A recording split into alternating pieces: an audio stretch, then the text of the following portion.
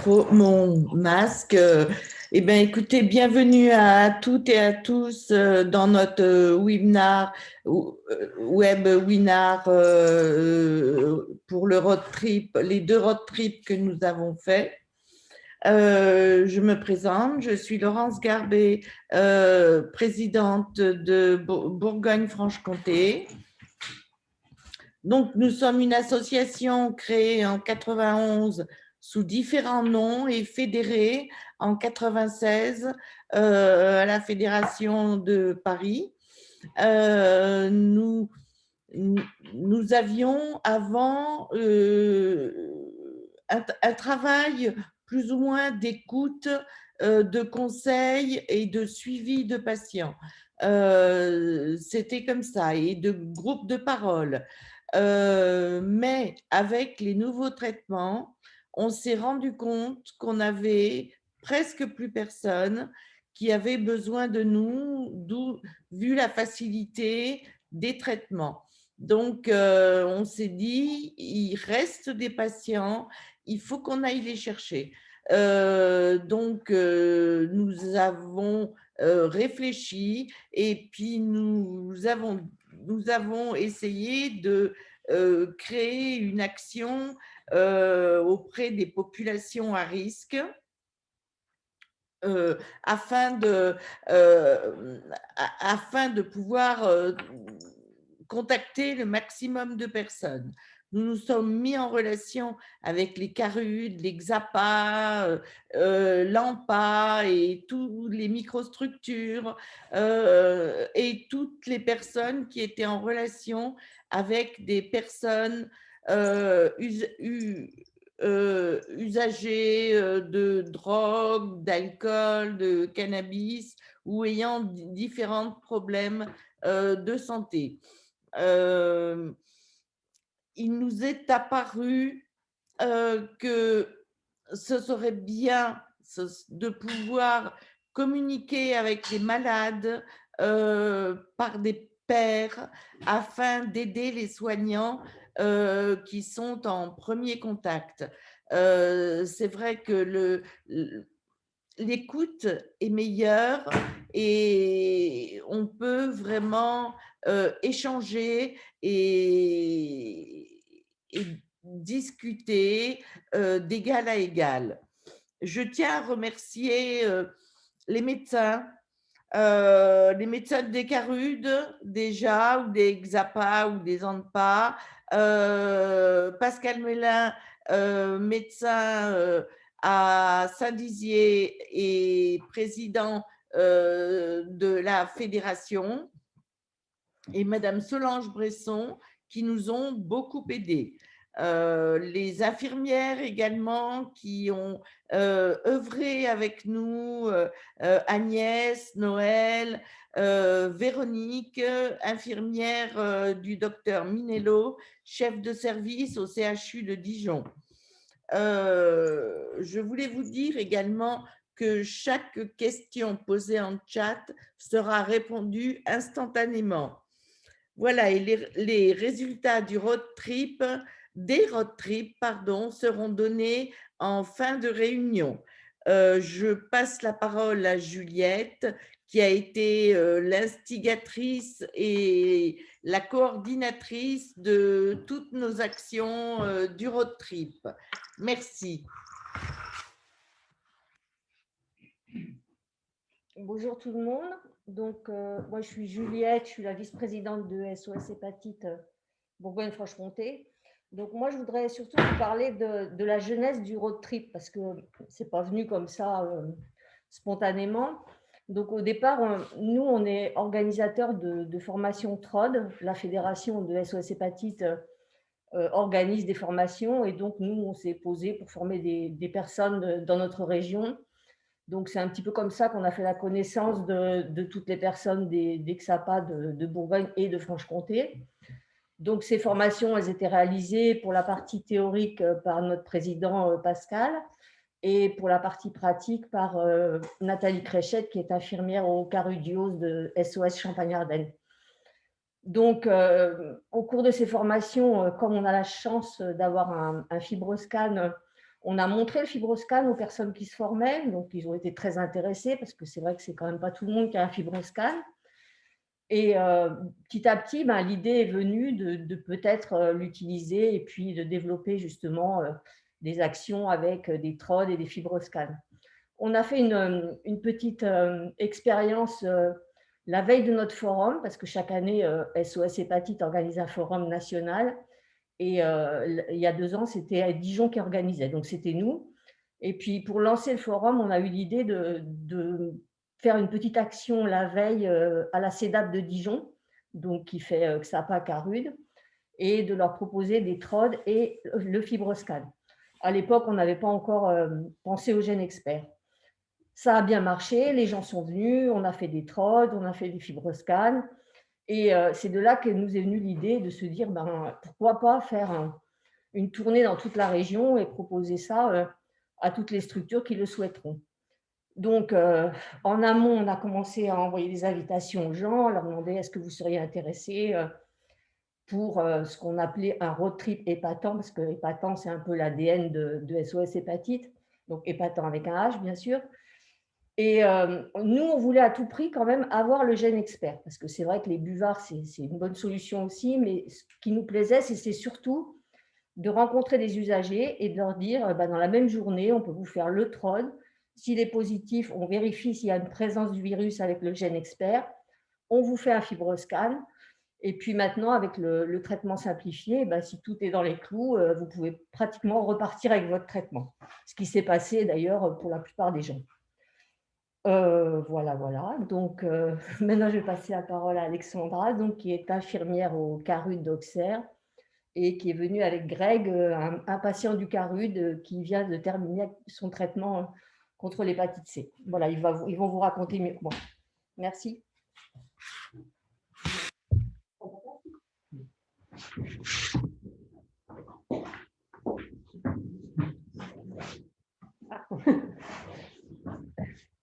Bonjour à tous, donc Alexandra Lévy-Viland. Je suis infirmière sur le CARUD d'Auxerre et du coup surtout le département de Lyon depuis 8 ans maintenant. C'est un CARUD qui est porté par l'ANPA, l'Association nationale de prévention en alcoolologie et addictologie.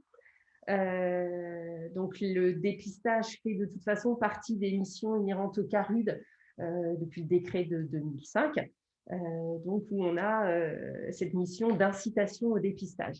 Concrètement, incitation au dépistage, on peut aujourd'hui proposer les TROD, on oriente sur le centre de dépistage anonyme de l'hôpital, sur les médecins traitants, mais aujourd'hui, c'est vrai qu'on n'a pas sur place toute la possibilité de faire les examens comme on a pu le faire avec le road trip, d'où l'intérêt de faire intervenir les SOS hépatites sur cette journée.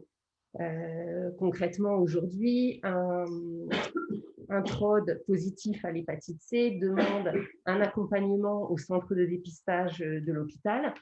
Et puis, si c'est confirmé, ça demande à aller faire un FibroScan à Sens, à l'autre bout du département. On a 1 heure de route. L'intérêt du road trip dans un CARUD, comme dans un XAPA ou sur le centre META, c'est de pouvoir condenser à la fois le TROD, le gène expert qui confirme, et puis derrière, si le FibroScan le permet, de pouvoir direct faire l'ordo et d'avoir sur une journée condensée sur un même lieu et un même temps le dépistage, la confirmation et le traitement.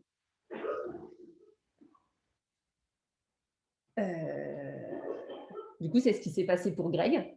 Ouais. Qui a pu bénéficier, c'était en septembre, du dépistage, de la confirmation par gène expert et puis repartir avec son ordo. Ouais. Alexandra, ce serait bien que tu nous expliques aussi comment tu as fait pour fédérer les gens, pour les faire venir le jour où le road trip s'arrêtait au CARUD. Oh, pour que ça fonctionne. Voilà. Alors du coup, ça a été un travail d'équipe. Avec une grosse communication, on va dire générale. On est passé par les réseaux sociaux, sur le compte Facebook du CARUD, par un affichage dans les structures, sur le centre de soins, sur le centre META et dans le CARUD, un affichage général. Et puis, à chaque personne qui venait, on rappelait que tel jour, il y a le road trip, est-ce que ça t'intéresse? Donc ça, c'était une information générale. Et puis, plus spécifiquement, on a fait de la communication ciblée en appelant directement, en contactant directement des usagers ou des patients XAPA qu'on savait positifs hépatite C depuis plus ou moins longtemps, qu'on savait fragiles par rapport à des consommations d'alcool, par rapport à des antécédents. Et du coup, pour permettre de bénéficier de cette journée, mais en ciblant le public. On a fait une tentative aussi lors des maraudes avec un public beaucoup plus précaire, avec des problématiques plus alcool, tabac, cannabis, de les orienter. On a mis en place un système de navettes où on a pu aller jusque dans le centre-ville, essayer de les faire venir sur cette journée-là. Ouais, c'est bien, Alexandra. Maintenant, Greg va nous expliquer qu'est-ce qui l'a motivé à venir ce jour-là. Je prends la place. Merci.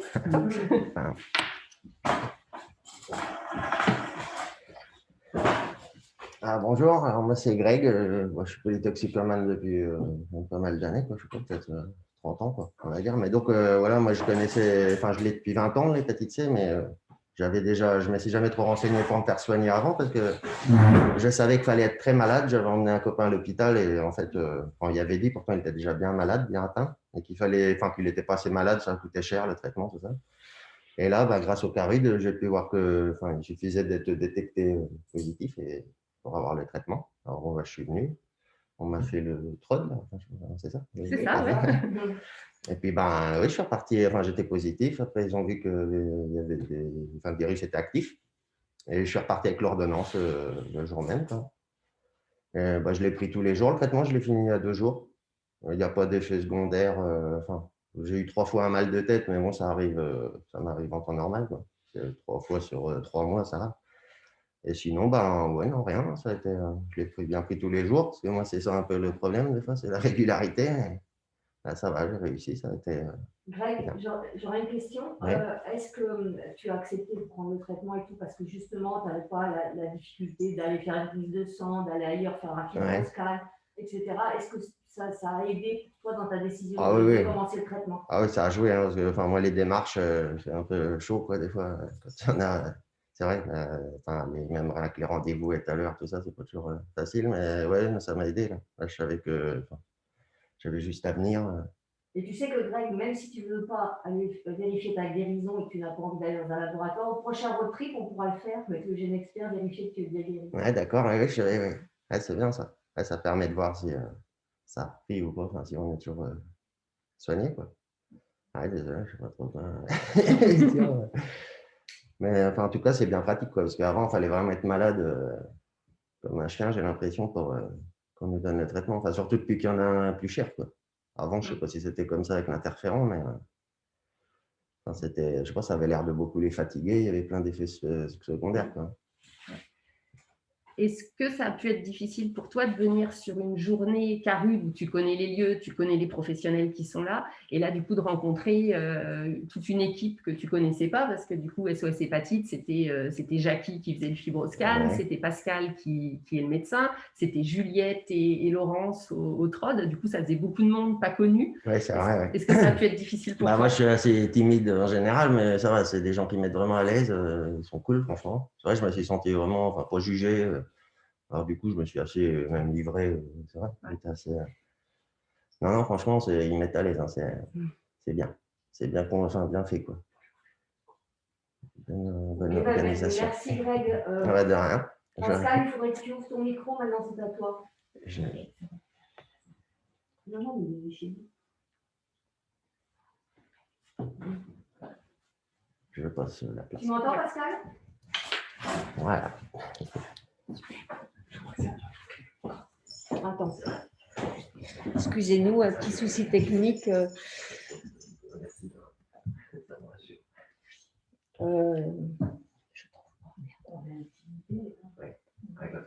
Attendez.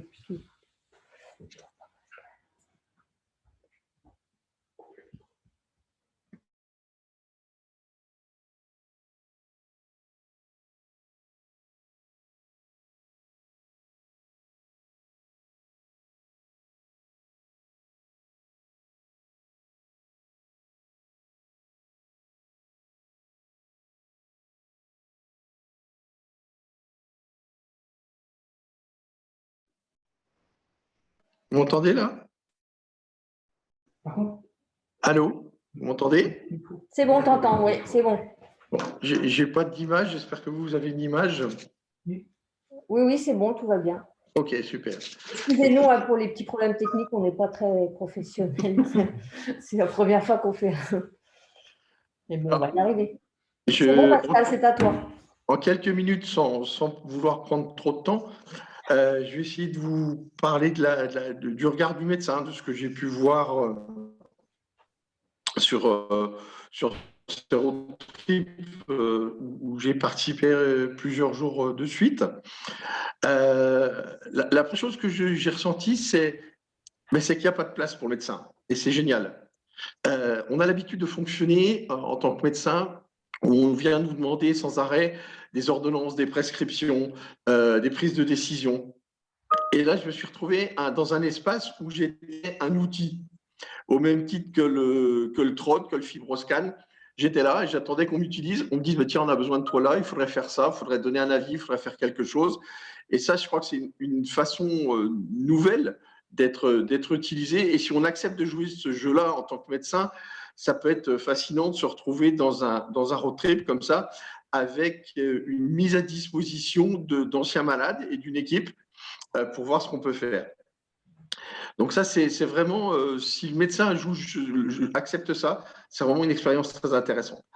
Le deuxième point que je voulais voir avec vous, c'était le titre qu'on nous donne, c'est Test and Treat. C'est effectivement ce que tout le monde dit maintenant, on teste pour traiter, etc. Et je ne suis pas d'accord avec ça. C'est une vision très centrée sur la maladie, sur l'hépatite C. Et moi, je pense que nous, association de patients, ex-usagers, on peut aller plus loin. Et ce que je vous propose, c'est d'aller plus loin et de proposer le test and protect. Ce qu'on a fait, ce n'est pas du test and treat, c'est du test and protect.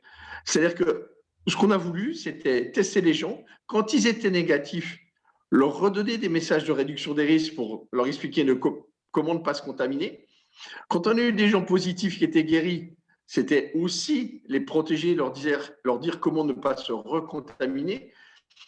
Et puis, les protéger, c'était aussi, quand on avait des patients qui étaient virémiques, leur proposer d'accéder aux soins.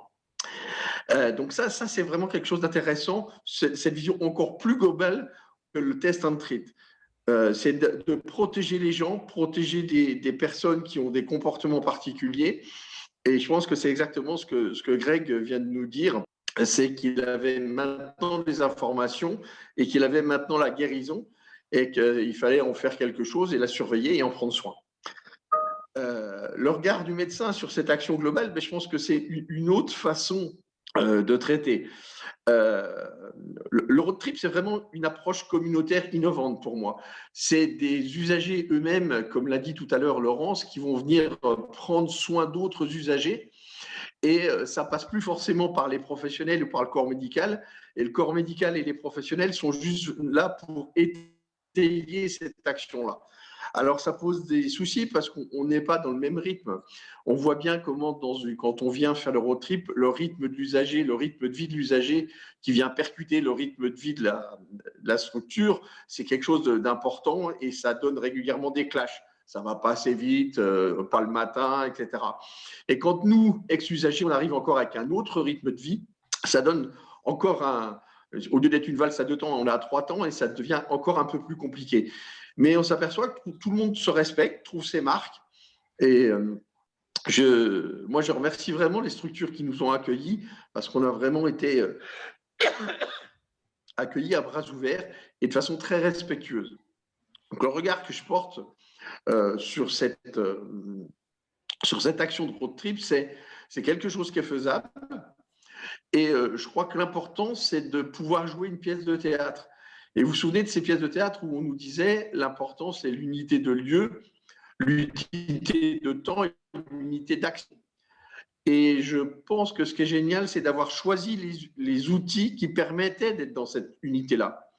Si on avait choisi, par exemple, un outil comme le buvard pour répondre à la question de la virémie, on n'aurait pas été dans une unité de temps, le résultat serait tombé après.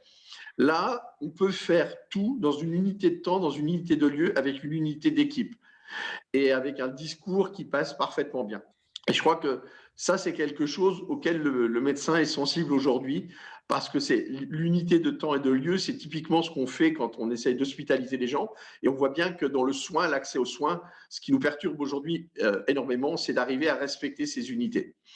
Donc voilà, ce que j'avais envie de dire sur ma vision de ce road trip et de ce système unitaire qui permet d'aller à la rencontre des usagers. Merci.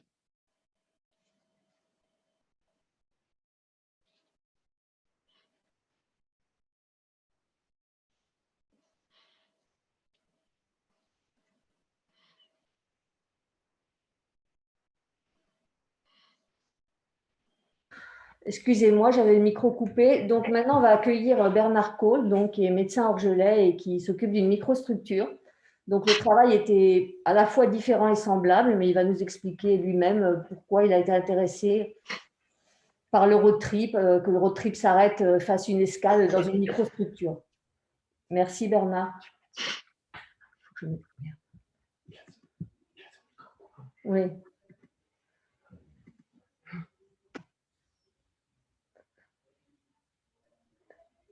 Merci, Juliette. Excuse-moi Bernard, j'avais le micro coupé. Ton micro était coupé. Pardon. Coupé le sifflet, mais c'est pas grave, je le reprends.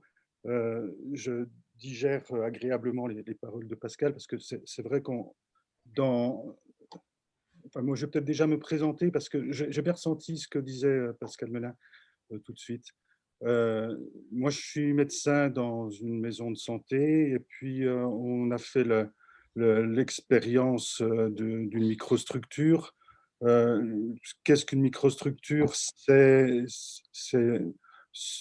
la création d'une équipe autour d'un patient qui souffre d'addiction avec ou sans produit. Et cette équipe se retrouve sur une unité de lieu qui est le cabinet du médecin généraliste. Donc l'équipe, elle est constituée d'un médecin, d'un travailleur social qui vient d'un XAPA, et puis d'un psychologue qui vient également d'un XAPA, ou qui peut être une psychologue de la maison de santé dans laquelle on exerce. Donc c'est assez intéressant, parce que on apporte une réponse pluriprofessionnelle à un patient qui a une addiction. Donc, pour nous, la venue de SOS Hépatite sur notre scène de théâtre, c'était dans cette année un petit peu, enfin beaucoup troublée. Ça a été vraiment un grand moment de bonheur. C'était vraiment un point positif de vous voir venir ici. L'objectif était assez clair, puisque c'était le foie. Donc, les patients qui souffrent d'addiction ont, pour certains, des risques sur le foie. Donc, on a pu cibler comme patients des patients qui avaient des addictions, notamment avec des injections, et puis d'autres personnes aussi, donc avec un risque de contracter un virus. Et puis également des personnes qui ont des consommations d'alcool pathologiques, et puis également des personnes qui avaient des surcharges hépatiques, soit métaboliques, soit en fer, dans le cadre d'une hémochromatose. Donc finalement, on avait ciblé assez large, mais toujours en raisonnant au niveau du foie. Et il y a eu 16 patients qui ont été invités à cette journée, enfin cet après-midi du road trip. 16 patients, il y en a 13 qui sont venus avec un rythme d'un patient toutes les 10 minutes, donc c'était quand même un rythme assez soutenu pour l'équipe des SOS Hépatite. J'aurais proposé une fois un café, ils m'ont dit pas le temps, donc c'était bien, ils étaient bien occupés. Sur les 13 patients qui sont venus, il y avait 8 personnes qui se savaient porteurs d'une hépatite C, et 2 qui n'avaient pas eu de traitement, qui étaient dans des questionnements où j'entendais le témoignage de Greg, qui était vraiment très intéressant, son témoignage, parce qu'on retrouve un petit peu ça, donc on sait qu'on est porteur d'un virus et puis on n'ose pas, on a des peurs, on nous a dit que, parce que les traitements qui sont actuellement sont quand même récents. Et voilà, donc il y a eu 2 personnes qui ont pu, à la sortie de leur consultation, partir avec une ordonnance de traitement antiviral. Donc c'était vraiment bien. Donc je pense que la troupe de SOS Hépatite, c'est pas seulement des outils, c'est aussi une communication. Euh, Laurence, la présidente, parlait de groupes de pairs. Je crois que c'est vraiment important que des patients aient pu discuter avec des personnes qui connaissaient intimement cette maladie-là et qui ont pu lever des résistances et permettre le traitement de ces 2 patients. Donc, c'est tout bénéfice.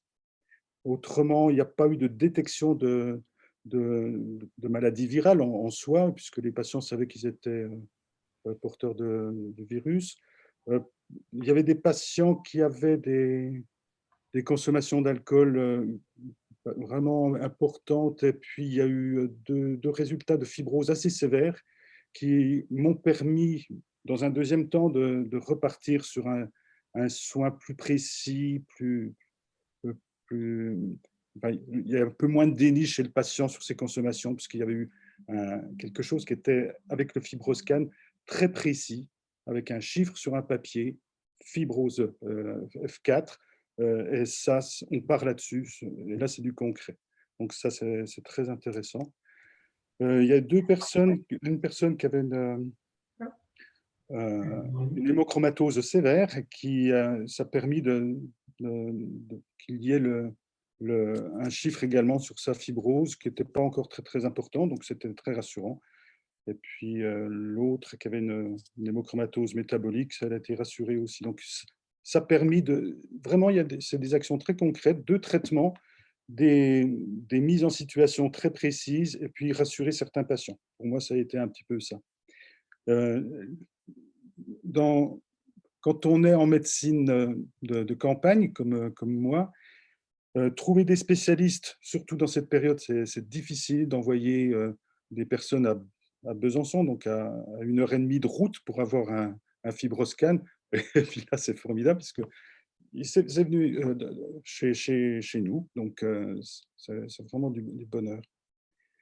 Ce qui est intéressant aussi, c'est que nous, médecins généralistes, on a des connaissances assez vagues finalement des hépatites, et quand on peut rencontrer des personnes comme Pascal, on s'enrichit énormément, parce qu'il y a des petits messages, des petites phrases, il m'a parlé du score FIP, il m'a parlé de communication, de petites choses très concrètes que j'ai notées, puis je m'en sers tous les jours, du coup. Donc, voilà. Donc, moi, je pense que cette microstructure, elle a une vocation également de détecter des personnes à risque hépatique, et que ce soit coordonné avec un road trip, c'est bien. Il va y avoir 12 microstructures en Bourgogne-Franche-Comté, et ce sera bien quand même qu'on puisse organiser des choses pour l'ensemble de ces microstructures. On en reparlera. Mais en fait, Bernard, je pense qu'on pourra peut-être même imaginer un road trip uniquement pour les microstructures en Bourgogne-Franche-Comté, pourquoi pas? Formidable. Voilà. Ça, c'est à bout de voir, mais je pense que c'est vrai qu'il y a une vocation de se rencontrer. Ça, c'est important. D'accord. Et puis quand même, moi, je trouve que quand on vous voit arriver, je sais pas, on sent que vous formez vraiment une équipe très unie, et on est tout de suite en confiance. Et ça, c'est très important aussi pour nous. D'accord. Bon, avant de repasser la parole à Pascal, qui va nous faire un petit point épidémio sur la Bourgogne-Franche-Comté, je voulais quand même dire, parce que tout à l'heure, Pascal, tu as parlé de messages de réduction des risques et tout ça. Et je ne suis pas trop d'accord parce que justement, on est vraiment resté à notre place. C'est-à-dire que nous, on était là pour aider au dépistage, faire des TROD, vérifier éventuellement un TROD positif avec le gène expert, faire des fibroscans.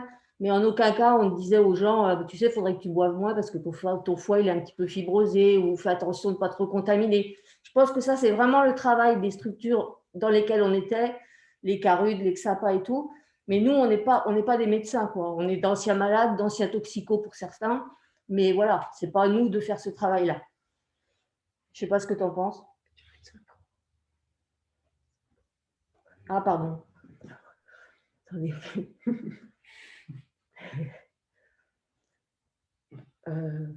Excuse-moi, Pascal, j'avais pas remis le micro. Oui, tu m'as coupé la parole. Pardon. Non, vous vous rendez compte quand même que c'est des malades qui empêchent le médecin de prendre la parole. Dingue quand même. Ouais, c'est un peu ça. Oui, non, je suis d'accord avec toi. Il n'y a pas de volonté, il n'y avait pas de jugement. Et je crois que c'est ça qui est important. C'est-à-dire qu'il n'y avait pas de volonté de dire c'est bien ou mal, ou de dire il faut faire comme ça, etc. On partageait l'information. Et c'est ce partage-là que vous avez mis en avant, et ça, c'est bien. C'est-à-dire qu'on n'est pas. On ne s'est pas fait pousser par les structures à dire c'est vous qui allez dire les mauvaises nouvelles. C'est vous qui allez dire des choses pas sympas. On est dans autre chose. Vous êtes dans autre chose quand vous intervenez et que vous parlez avec les usagers. D'accord. Si tu veux nous faire le petit point épidémio sur la région, on est toutes oui. Oui. Alors, je ne sais pas si vous avez la… Oui, voilà. Non, alors, ça, c'est les résultats. C'est avant encore. Avant. Ouais, là. Voilà. Alors, je vous ai fait un point épidémiologique. J'ai croisé pas mal de données. J'ai voulu sortir des chiffres pour que vous chiffres en tête. C'est des données qui datent, on regroupe des chiffres et des données de 2018 qui sont les plus récentes. Et je voulais vous dire, c'est que pour arriver, j'ai croisé des données issues du rapport Dumo et aussi du baromètre. Enfin bref, un certain nombre de choses et qui permettent d'avoir des chiffres. Et je pense qu'on a besoin de s'appuyer sur des chiffres pour nous. Alors, en Bourgogne-Franche-Comté, on estimait en 2018 qu'il restait 4 900 personnes vivant avec le virus de l'hépatite C. Donc, 4 900 personnes qui restent à guérir de l'hépatite C. Ce qui fait 1,7. Alors, il y a une erreur de frappe, ce n'est pas pourcent, c'est 1,7 pour 1000 personnes vivant en Bourgogne-Franche-Comté, il y a 1,7 personnes atteintes d'hépatite C. C'est exactement le chiffre identique à celui national. Donc, on n'a pas un taux d'hépatite C plus important en Bourgogne-Franche-Comté qu'au niveau national, mais par contre, on verra à la fin, on a pris du retard. Si on essaye un petit peu de regarder comment se déclinent ces 4 900 personnes, il y a 2 500 personnes qui sont sans facteur de risque. Ça fait 51%. Pour ces 51%, ça va être compliqué parce que ça fait du 0,009% de la population. Et comme ils sont sans facteur de risque, ça va être difficile de les trouver, si ce n'est en faisant du dépistage systématique. Et c'est là où on aura le boulot, l'intérêt des médecins généralistes, des microstructures, de faire ce travail de fourmi, d'aller à la recherche de ces 2500 personnes. Nous, ce qu'on fait aujourd'hui, c'est qu'on veut travailler sur les 2200 personnes qui sont des usagers de drogue, qui font donc 45% de l'épidémie régionale. Et on a un taux d'hépatite à ce moment-là qui est beaucoup plus important, vous imaginez bien, et qui peut être opéré. Il se dit beaucoup de choses sur les migrants précaires. Ça représente que 100 personnes sur la Bourgogne-Franche-Comté actuellement encore infectées, soit 2% de l'épidémie. Et pareil pour la population carcérale qui serait une centaine de personnes, soit 2%. Donc vous voyez que les données épidémiologiques, 4 900 personnes, ce n'est pas rien, mais qu'il y a 2200 usagers qui sont à notre disposition dans les structures, qu'on croise, qu'on connaît, qui sont dans les microstructures, que les médecins suivent, qui sont sous traitement de substitution, qui passent dans les pharmacies, qui passent dans des CARUD, qui passent dans les XAPA. Voilà, il faut permettre cette rencontre-là. Et c'était l'action innovante comme le road trip. Alors, on n'y arrive pas parce qu'on manque de médecins spécialistes, on manque de gastro-entérologues, on manque de médecins généralistes. Quand on regarde en 2018, je parle bien de densité, hein, pas de nombre, mais de densité par rapport à la population, le nombre de gastro-entérologues et de médecins généralistes était en dessous de la moyenne nationale. Pas énormément, mais en dessous, avec en plus la problématique de zones rurales. Ce qui complique la densité quand la population est sur une ville, c'est une chose, mais quand elle est éparpillée sur un territoire, c'est encore beaucoup plus compliqué. Quand on regarde au niveau épidémiologique, sur la Bourgogne-Franche-Comté, c'est aujourd'hui 24 XAPA, 8 CARUD. C'est-à-dire que la densité en CARUD et en XAPA par rapport à la moyenne nationale est identique. Donc, on n'est pas sous-doté en structure. Par contre, tout l'enjeu du problème, c'est d'aller vers le patient. C'est d'arriver à avoir des CARUD mobiles, d'aller à la rencontre des usagers, ce qu'on nous a bien expliqué au tout début. Quand une infirmière décide d'aller faire des maraudes, d'aller à la rencontre des patients, c'est bien tout l'enjeu de se rendre disponible. Donc, pas de déficit en structure, mais un déficit énorme dans l'aller vers. La Bourgogne-Franche-Comté a pris du retard dans l'accès aux soins des personnes VHC. On est à peu près 3 à 4% en dessous des moyennes nationales. Donc, il y a une vingtaine d'années, on avait des registres en Bourgogne-Franche-Comté qui faisaient que la Bourgogne et la Franche-Comté étaient le fer de lance en France du repérage de l'hépatite C. C'est plus le cas là, actuellement. On s'est un peu endormi sur nos lauriers et du coup, on est en train de prendre du retard.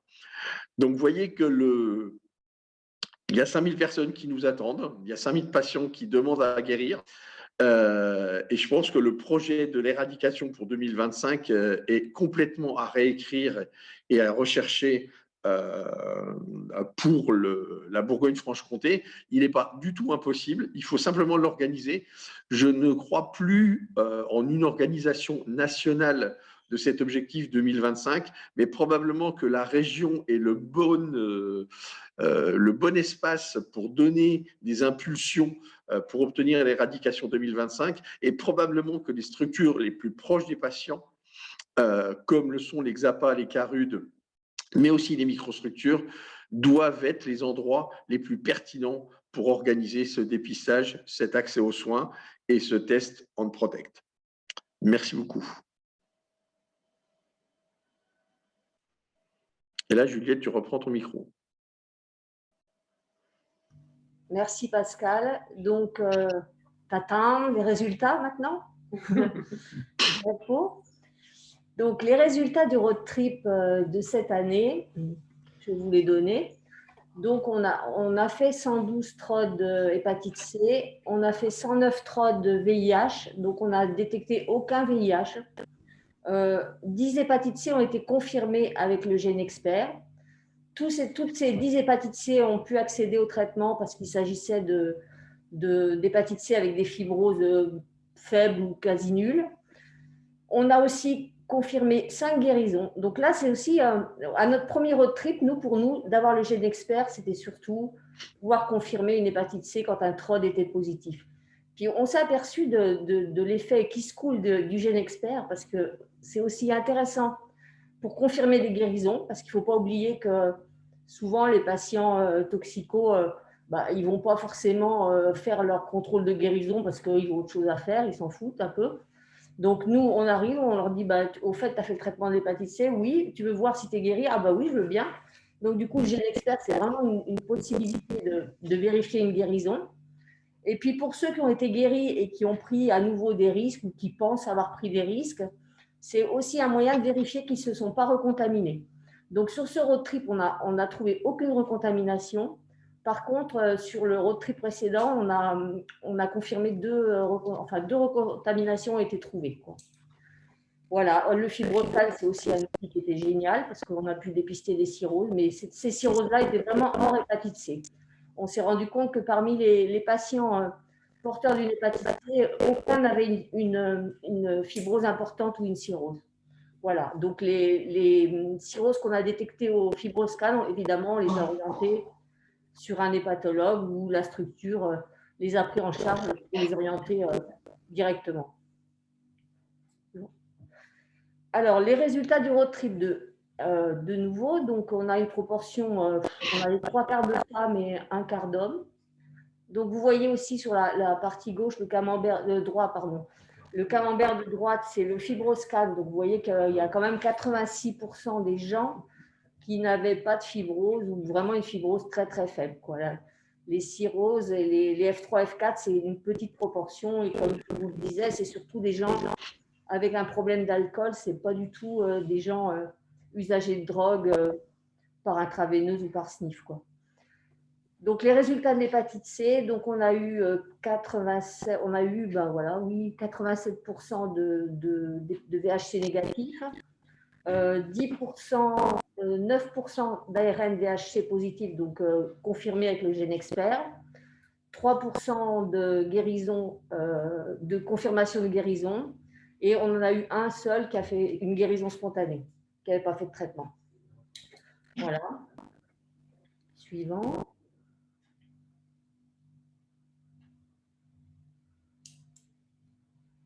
La diapo d'après, Antoine.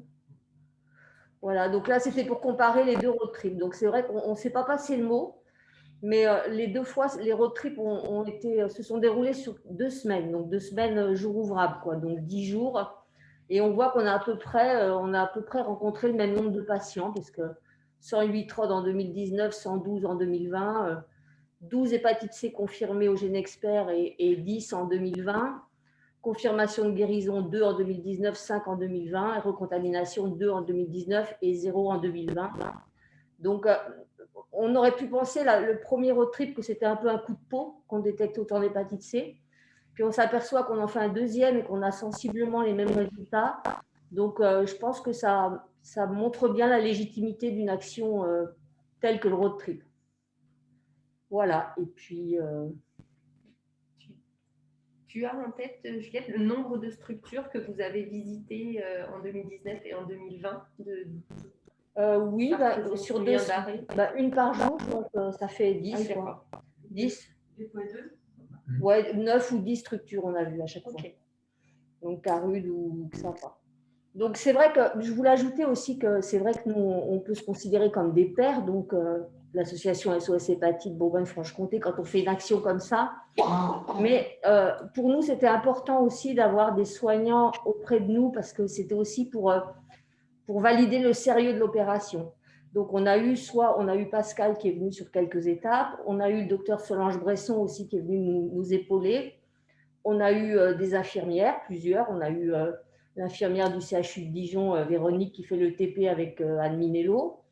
On a eu Noël, une bénévole de chez nous qui est infirmière et qui fait aussi des actions au XAPA de Mâcon.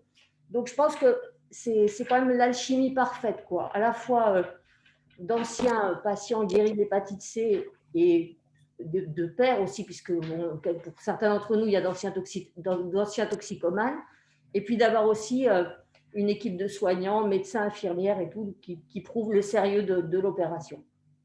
Voilà. C'est bon. Juliette? Oui. Une question.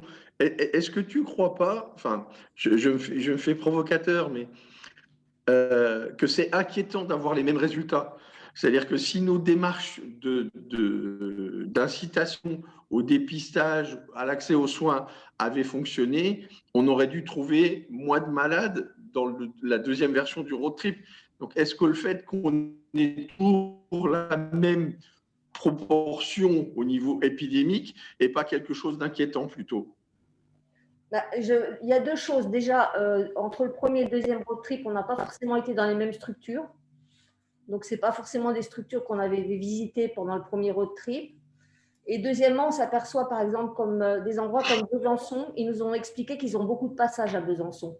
Ils sont frontaliers, donc ce n'est pas forcément les mêmes patients, ils n'ont pas une patientèle régulière comme dans d'autres XAPA Carude qui sont peut-être plus en Centre-France. Enfin, je ne sais pas, hein, je l'explique comme ça, j'ai peut-être pas raison, hein, je ne sais pas. Mais je pense que oui, on risque d'en trouver de moins en moins au fur et à mesure, quoi. Je pense.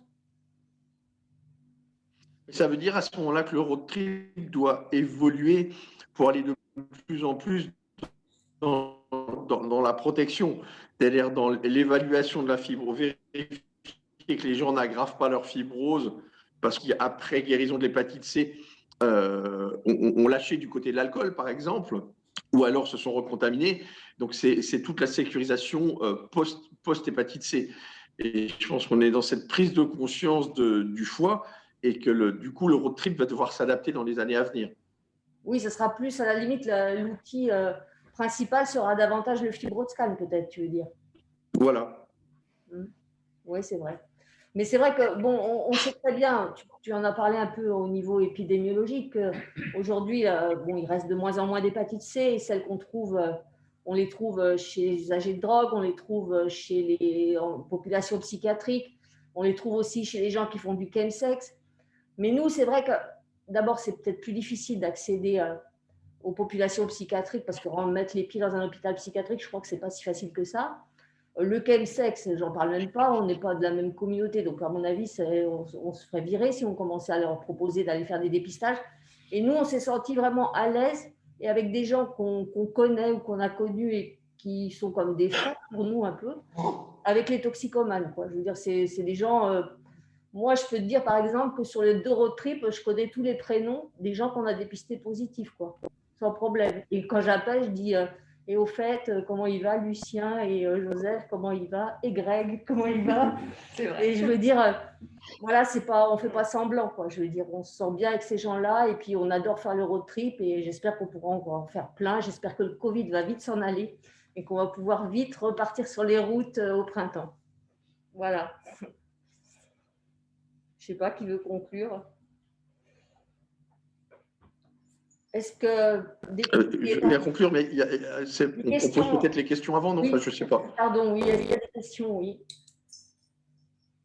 Vous pouvez, sur le chat, si vous voulez nous poser des questions. Attendez, j'ai Denis Ouzan qui voudrait intervenir. Donc, je vais lui ouvrir son micro. C'est bon, Denis?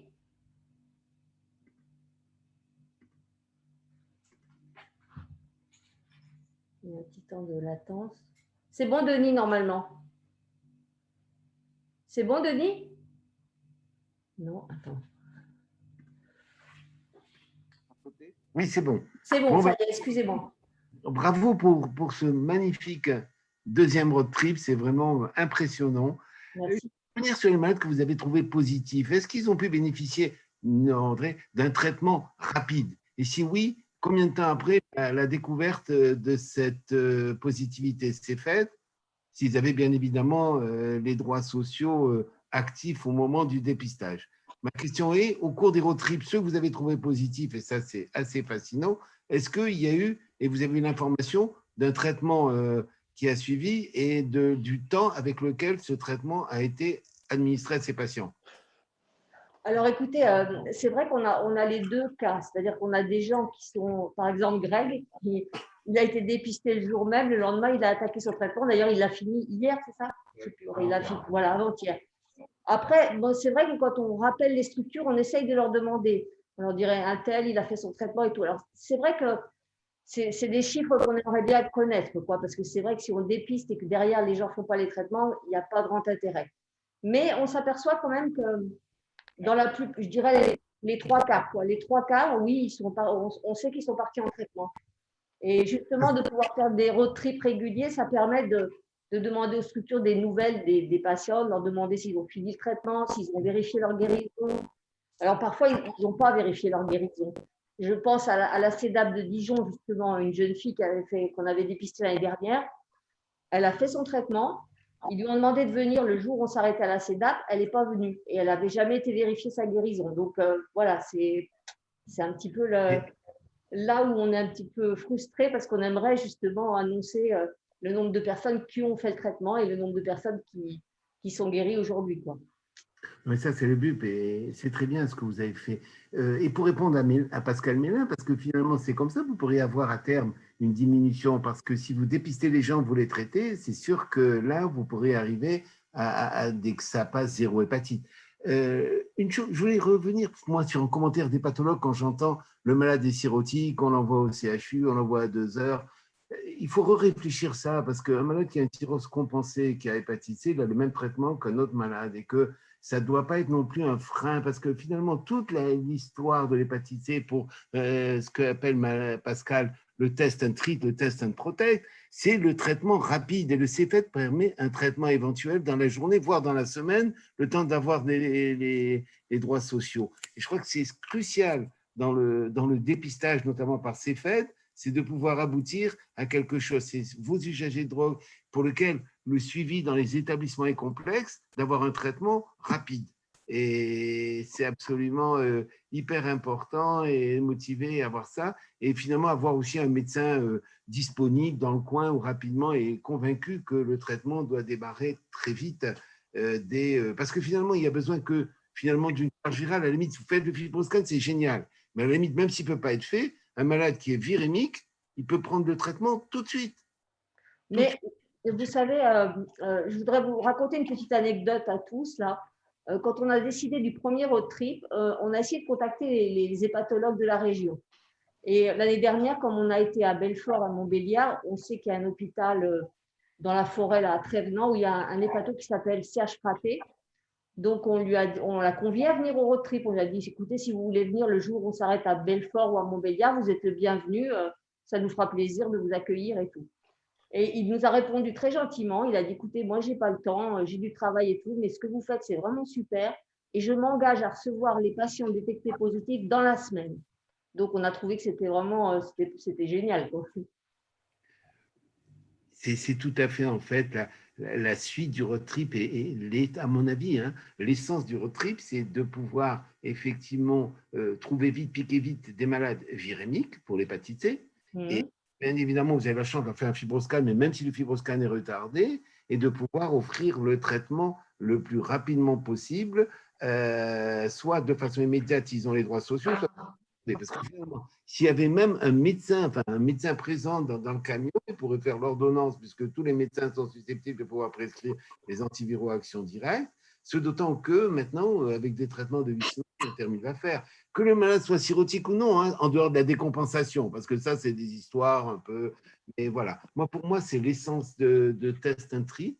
Et je suis complètement d'accord, et bravo Pascal pour aussi l'histoire de protection, parce que c'est vrai, c'est effectivement de la protection. Et plus vous traitez vite les malades, et plus ils sont virémie négatifs, ils sont 15 jours virémie négatifs, et plus vous protégez l'ensemble à la fois des malades et du centre. Et je crois que c'est hyper important, parce que seul CFET, comme l'a dit Pascal, peut donner la réponse en 1 heure d'une virémie et un traitement qui doit suivre rapidement. Parce que tout le problème avant, c'était d'avoir des résultats longs, d'envoyer les malades ailleurs. Et comme l'a dit Pascal, en fait, il faut une disponibilité un peu de médecins, convaincus, et qui est la NIAC pour essayer d'assumer la suite. Mais en tout cas, moi, je trouve que les 2 résultats sont superbes, que vous avez superbement dépisté des gens, que vous avez lancer une dynamique dans ces carrues de sapin et qui peuvent après être reprises par eux parce qu'ils peuvent faire le job aussi, in situ, parce que ça c'est bien d'avoir 2. Et puis les microstructures, c'est aussi magnifique. Donc bravo, moi je peux dire que bravo. Bah, écoutez, merci. Pascal, je ne sais pas si tu veux répondre. Attends, je te mets le micro, 2 secondes. Et je voulais répondre à Denis en lui disant que la façon, que Solange Bresson comme moi, on n'était pas là pour se substituer aux médecins des équipes quand il y en avait, à l'ordonnance, à faire la prescription, en leur disant, tu vois, là, regarde, on est dans les recommandations, tu peux tout de suite faire l'ordonnance et la prescription. N'aie pas peur, on est là. Certains médecins, alors il y avait des structures où il n'y avait pas le médecin à ce moment-là et on a fait nous-mêmes les ordonnances, mais la plupart des patients sont repartis avec l'ordonnance le jour même, quoi. Donc c'était vraiment un tout en un.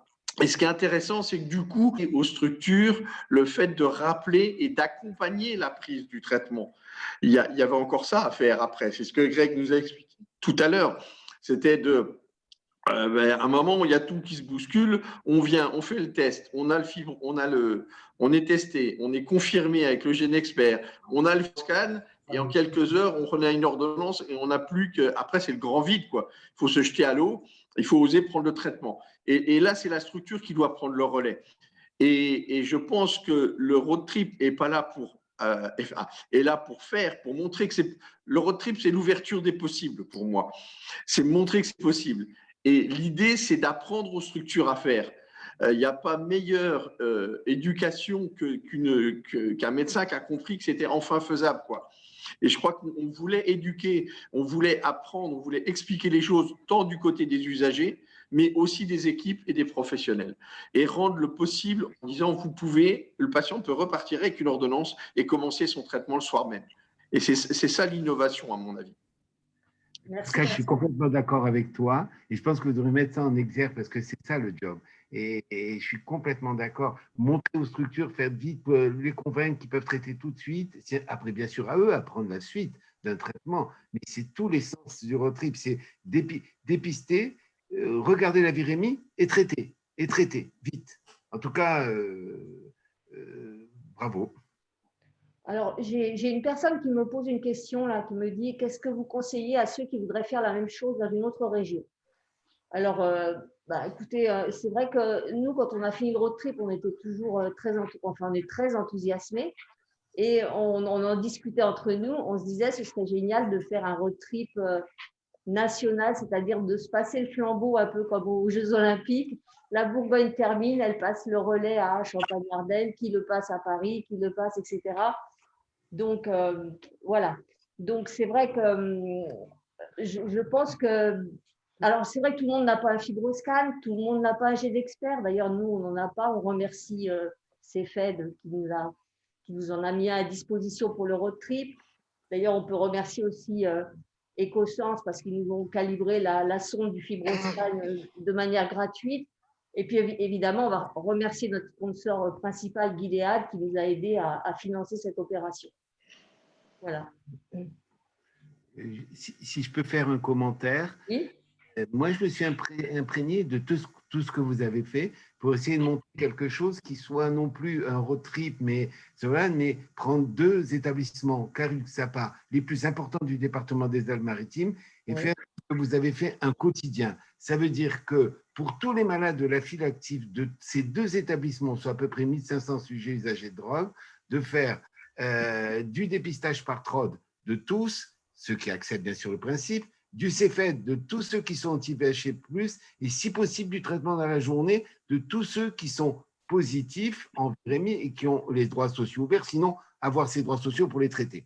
Donc, m'imprégner de ce que vous avez fait pour essayer de faire non plus un road trip, mais une balade, mais quelque chose in situ, en site, dans deux sites, Caruc-Sapa, mobile, 2 sites, équipés d'un CEFED chacun, avec des TROD, les 3 TROD, non plus 2, mais 3, les 3, et de la charge virale, du médecin de Caruc-Sapa motivé pour, et du tastintrite dans la journée. Donc, quelque chose qui soit plus de la balade, mais du centre intramuros. Voilà un peu ce qui est pressenti avec un objectif, c'est mesurer dans une année la PCR rapide, la prévalence de la PCR rapide sur l'année. Et comme là, pour aboutir tout ce que vous, SOS Hépatite, a voulu lancer des XAPA hépatite C0, ça permettra de dire avec une PCR rapide par an, une incidence par an, de savoir si on a abouti dans des Caruc-Sapa à un Caruc-Sapa sans hépatite, zéro hépatite, grâce à la détermination de la PCR en vraie vie. Donc voilà un peu, s'inspirer de tout ce que vous avez fait pour essayer de monter quelque chose qui va démarrer d'ailleurs au 4 janvier dans la région des Alpes-Maritimes. Et c'est à partir de ce que vous avez fait que l'idée est venue de faire quelque chose de plus, sinon non plus intramuros. Voilà un petit peu. D'accord, merci. Bon, je pense qu'on va devoir conclure. Donc, je ne sais pas, Bernard, si tu veux nous mettre une petite conclusion là, avec plaisir. Ah, micro, pardon. Pardon. Micro. C'est bon, Bernard, si tu veux conclure. Oui, en conclusion, moi je trouve que ces actions de coordination, qu'est-ce que c'est bon pour le patient? Il faut qu'on continue ça. Et c'est dans un climat de grande compétence. Moi, je trouve que vous êtes venu avec un grand savoir, pas seulement de la maladie, mais des patients. Je trouve que ça, c'est très important. Vous aviez des bons outils qui nous permettent détecter et puis également de suivre. Pour rebondir un petit peu sur ce que disait Denis, OK, il faut rechercher les virus, mais il faut également accompagner les personnes. Enfin, nous, sur les patients qui sont venus, il y en avait 8 qui se savaient porteurs de l'hépatite C. Et parmi les 8, il y en avait 4 qui avaient des consommations d'alcool extrêmement importantes. Et je trouve que là aussi, il y a des informations sur, pas que sur l'hépatite C, mais sur l'hépatite tout court, avec des actions d'alcool. On comptabilise la fonction hépatique, quoi. Donc ça a vraiment été utile pour les consommations d'alcool chez des anciens touchés par l'hépatite C. Donc oui, c'est bien, continuer, revenez nous revoir. Nous, c'est du positif et puis c'est du concret, c'est pas du blabla, c'est du concret. Et nous, ça nous fait beaucoup de bien. Bon, Alexandra va nous faire une petite conclusion. En fait, nous, sur le département de Lyon, on va dire, on attend le prochain road trip. On attend de vous voir revenir. On est plus fort de l'expérience, de ce qui a marché, de ce qui n'a pas marché, de ce qui s'est mis en place pour accompagner les gens qui venaient, pour avoir du monde présent. Et du coup, fort de ce qui a marché, de ce qui a moins marché, je pense qu'on a un record à battre. Je ne sais plus, c'était 17 personnes, je crois. Oui, je crois que vous Je crois qu'on était à 17. Et voilà, record à battre pour le printemps quand vous allez revenir. Allez, à Greg maintenant. Juste un petit mot, ce serait pour dire, je sais que les toxicos, souvent, ils n'aiment pas trop les démarches, tout ça. C'est vrai que là, c'est vraiment pratique, vu que c'est en une fois, on est dépisté, on a l'ordonnance. Et puis, c'est des gens, on voit qu'ils connaissent leur affaire, quoi. Ils rassurent, ils sont rassurants, ils expliquent bien les choses. Donc, franchement, n'hésitez pas, quoi. Même ceux qui sont soignés, si vous pouvez en parler à ceux que vous connaissez, que je ne sais pas, se faire dépister, même s'ils ont juste un doute, quoi. Et toi aussi, à tes copains. Oui, j'ai contacté, mais après, je ne sais pas s'ils ont passé le mot. Mais voilà, moi, je voulais juste dire ça. Je suis bien content, en tout cas. Il faut que j'aille voir si je suis soigné maintenant, si c'est fini. Merci à toi, Greg. De rien. Merci à toi. Pascal, une petite conclusion? Ouais, tu peux me remettre la diapo avec les quelques points que j'avais prévus? Ouais, super. Alors, moi, ce que je voulais dire, c'est qu'on est tous d'accord qu'il faut parler au grand public de l'hépatite C. Et je trouve que du coup, le road trip, c'est une façon de communiquer aussi avec le grand public, d'expliquer ce que c'est l'hépatite C, de faire venir la presse. Et on l'a bien vu de façon itinérante tous les jours. On avait des contacts de presse qui ont relayé les choses.